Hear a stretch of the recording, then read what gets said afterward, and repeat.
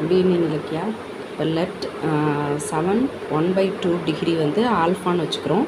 அப்போ காட் 7 1/2 வந்து ஆல்ஃபான்னு வச்சுக்கிறோமா. ஸோ அப்போ இதை தான் வந்து நம்ம ஆல்ஃபான்னு வச்சுக்கிறோம். So cot alpha equal to cos alpha by sine alpha. So cot alpha equal to cos alpha by sine alpha into என்ன பண்ணுறோம் அப்படின்னு கேட்டேன்னா 2 காஸ் ஆல்ஃபா பை 2 காஸ் ஆல்ஃபாவில் இப்போ பகுதி தொகுதி ரெண்டையும் பெருக்கிறோம். ஏன்னா இதை அடித்து கொடுத்தா மதிப்பு வந்து 1. 1ஆல் எந்த ஒரு எண்ணையும் பெருக்கினாலும் மதிப்பு அதே தான் வரும். ஸோ அதனால தான் 2 காஸ் ஆல்ஃபா பை 2 காஸ் ஆல்ஃபாவால் பெருக்கிறோம். So cos alpha into cos alpha cos squared alpha. அப்போ இந்த 2வை வந்து முன்னால் போட்டுரும். So 2 cos squared alpha. ஓகேவா. அதே போல் இங்கே வந்து இந்த 2 இருக்குது. 2 into sine alpha into cos alpha. சரியா. இப்போ இந்த காஸ்கட் ஆல்ஃபா இருக்குல்ல, இந்த காஸ்கட் ஆல்ஃபாவோட வேல்யூ ஃபார்முலா வந்து என்னென்னு கேட்டிங்கன்னா, இந்த காஸ்கட் ஆல்ஃபாவை 2 காஸ்கட் ஆல்ஃபாவை வந்து 1 + காஸ் 2 ஆல்ஃபா அப்படின்னு எழுதலாம். 1 + காஸ் 2 ஆல்ஃபா அப்படின்னு எழுதலாம். ஓகேவா. அடுத்து 2 சைன் ஆல்ஃபா காஸ் ஆல்ஃபாவோட ஃபார்முலா சைன் 2 ஆல்ஃபா. ஸோ இது ரெண்டுமே ஃபார்முலா அப்படி எழுதியிருக்கோம். ஓகேவா. இப்போ நெக்ஸ்ட் என்ன பண்ணுறோம் அப்படின்னு கேட்டிங்கன்னா, ஆல்ஃபா இருக்க இடத்துல 7 1/2 டிகிரியை போடுறோம். ஸோ 1 + 2 இன்ட்டு 7 1/2 வந்து என்ன ஆகும், 15ன்னு வந்துடுமா. 7 1/2 இன்ட்டு 7 1/2 வந்து 15. ஸோ அதனால தான் 1 + cos 15 degree by sine 15 degree. So cos 15 sine 15 அங்கேயே வேல்யூ கொடுத்துருக்காங்க. So 1 + √3 + 1 by 2√2 divided by sine 15 வந்து √3 - 1 பை 2√2. சரியா. இப்போ வந்து என்ன பண்ணுறோன்னா, இது வந்து கலப்பு பின்ன மாதிரி ஞாபகம் வச்சுக்கோ. இந்த 2√2 இங்கிட்டு கொண்டு போய் பெருக்கு. அப்போ 1 × 2√2 2√2ன்னு வந்துடும். ஓகேவா. Plus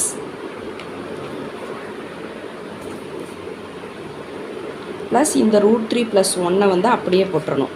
divided by the whole divided by 2√2 into இந்த பகுதியில் இருக்கு இல்லையா, இதை வந்து அப்படியே வந்து தலைகீழாக போட போகிறோம். பகுதியில் இருக்க 2√2 வந்து மேலே போயிடும். இங்கே தொகுதியில் இருக்கிறது பகுதிக்கு வந்துடும். ஓகேவா. ஸோ வகுத்தல்னால பெருக்கலாக போட்டோம்னா தலைகீழியாக மாறிடும் பகுதியில் இருக்குது. ஸோ 2√2 கேன்சல் ஆயிரும். இப்போ பார்த்தீங்கன்னா இங்கே 2√2 இருக்குது ப்ளஸ் √3 + 1 பை கீழே வந்து √3 - 1 இருக்குது. இப்போ இதோட பெருக்கல் தலைகிழி வந்து என்னது, இது மைனஸ்னால் இங்கே வந்து ப்ளஸ்ஸால் மல்டிப்ளை பண்ணணும். அப்போ √3 + 1 பை √3 + 1ஆல் மல்டிப்ளை பண்ணுறேன். ஓகேவா. ஸோ √3 - 1ஓட பெருக்கல் தலைகிழி √3 + 1 பை √3 + 1ஆல் மல்டிப்ளை பண்ணுறேன். பகுதியில் வந்து a + b × a - bன்னு இருக்கா. அப்போ என்னென்னு வரும்னா √3 ஹோல் ஸ்கொயர்டு -1 ஸ்கொயர்டு. அப்போ √3 ஹோல் ஸ்கொயர்டு வந்து 3 -1 ஸ்கொயர்டு 1. அதனால் இது பகுதி முடிஞ்சிச்சு. இப்போ தொகுதியை பார்த்தேன்னா ஃபஸ்ட்டு ஒவ்வொன்றா பெருக்கு. இந்த 2√2வை கொண்டு 3ஆல் மல்டிப்ளை பண்ணு. அப்போ 2√2 × √3 ப்ளஸ் அடுத்து இந்த 2√2வை 1ஆல் மல்டிப்ளை பண்ணு. அப்போ 1 × 2√2 2√2. அடுத்தது இந்த √3 எடுத்துக்க. √3 × √3.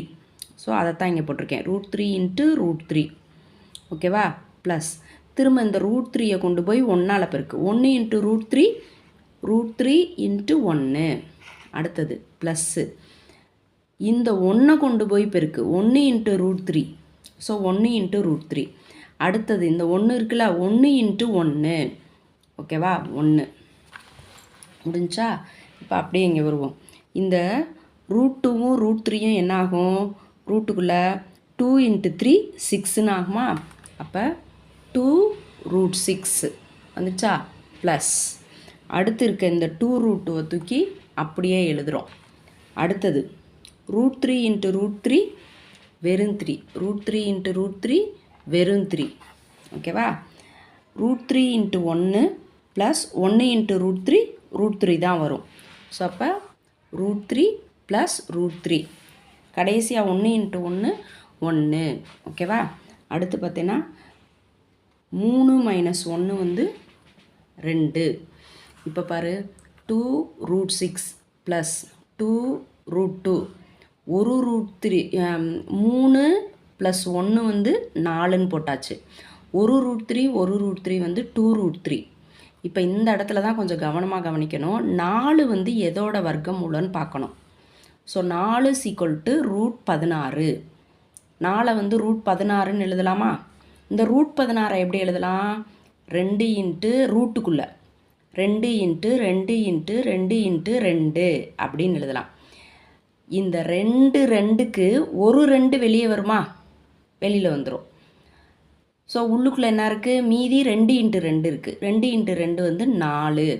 எதுக்காக இப்படி எடுக்கிறோம்னா, இங்கே ஆல்ரெடி பாரு 2√6 இருக்குது, 2√2 இருக்குது, 2√3 இருக்குது. அப்போ அதனால் 4ஐயும் ரூட்டாக எழுதணும். 2√2வாக எழுதணும், 2 சம்திங்காக எழுதணும். அதனால் என்ன பண்ணுறோம்? 4ஓட வர்க்கமூலம் என்னன்னு பார்க்கணும். √16 √16க்குள்ளே √16 2 இன்ட்டு 2 இன்ட்டு 2ன்னு 4 2ஆக எழுதலாம். 2 2 இருந்து ஒரு 2 வெளியே வரும். அப்போ என்ன வரும்? 2√4. அப்போ இந்த 4க்கு பதிலாக √16ன்னு அடுத்த ஸ்டெப்பில் போட்டிருக்கேன் பாரு. அடுத்த அந்த √16 எப்படி போட்டிருக்கேன்? 2 இன்ட்டு √4 பாரு. 2 இன்ட்டு √4ஓட √4க்கு என்னது? ஸ்கொயர் ரூட் எடுத்தா 2 ஆன்சர். 2 இன்ட்டு 2 4. ஓகேவா? புரிஞ்சிடுச்சா? ஸோ அப்போ அந்த 4ஐ வந்து நம்ம 2√4ன்னு எழுதுகிறோம். இதான் விளக்கம். 4ஐ வந்து ஸ்கொயர் ரூட் 16 எழுதுகிறோம். அதுக்கு அடுத்த ஸ்டெப்பில் ஸ்கொயர் ரூட் 16ஐ 2√4ன்னு எழுதுகிறோம். இதுதான் அந்த விளக்கம். இதை பாரு, புரியும். ஓகேவா? இப்போ எல்லாத்துலேயும் பாரு 2 காமனாக இருக்கா? ஸோ அதனால் 2 காமனாக வெளியே எடுத்துகிட்டு √6 ப்ளஸ் √2 ப்ளஸ் √3 ப்ளஸ் √4. கீழே ஆல்ரெடி 2 இருக்குது. இந்த 2வும் இந்த 2வும் கேன்சல் ஆயிரும். ஸோ √6 ப்ளஸ் √2 ப்ளஸ் √3 ப்ளஸ் √4 இதுதான் வந்து ஆன்சர். ஓகேவா? தேங்க்யூப்பா.